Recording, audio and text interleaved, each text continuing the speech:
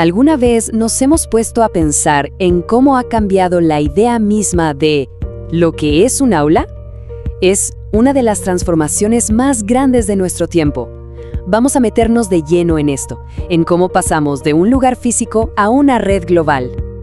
Y bueno, esta frase es básicamente el centro de todo. Es una idea muy potente, ¿no? Nos dice que la educación, de alguna manera, rompió sus propias paredes. Así que vamos a desmenuzar qué significa realmente que el aula se haya expandido y más aún, que se haya fusionado con el mundo. Ok, para entender la locura de este cambio, primero tenemos que viajar un poquito al pasado. Hay que ver cómo era el punto de partida. El aula tradicional, ese modelo que dominó por siglos. Pensemos en esto un segundo.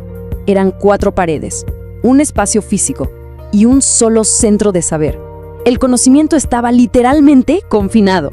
Esas paredes no solo marcaban un lugar, eran el límite del aprendizaje.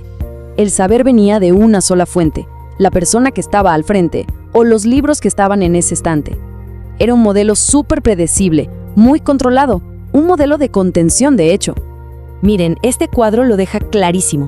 Pasamos de un conocimiento centralizado, con un acceso súper limitado, que venía de una sola fuente, a un modelo totalmente distribuido, global, con acceso ilimitado a millones de fuentes. O sea, es un cambio de paradigma total, no hay otra forma de decirlo. Y aquí viene el primer gran quiebre en esta historia, la expansión. Y ojo, no se trata de hacer el aula más grande, para nada. Se trata de redefinir sus fronteras, hasta que, bueno, simplemente desaparecen. El concepto de aula expandida es hijo directo de la tecnología. Ya no hablamos de un lugar, sino de un entorno dinámico que respira. Es el momento en que las paredes se vuelven totalmente irrelevantes y el mundo de afuera se mete para enriquecerlo todo con recursos que antes, eran imaginables.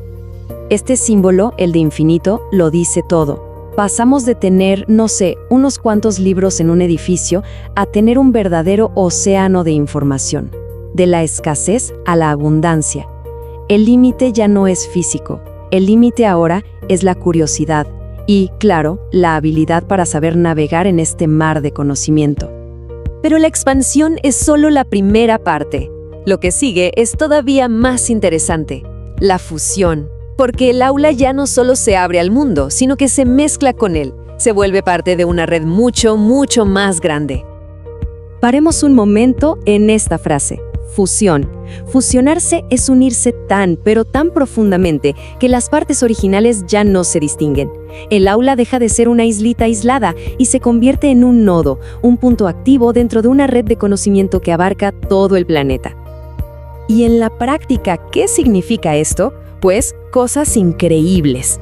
Significa que estudiantes de distintos continentes pueden trabajar juntos en el mismo proyecto. Significa que es posible tener una clase con una persona experta que está literalmente al otro lado del mundo.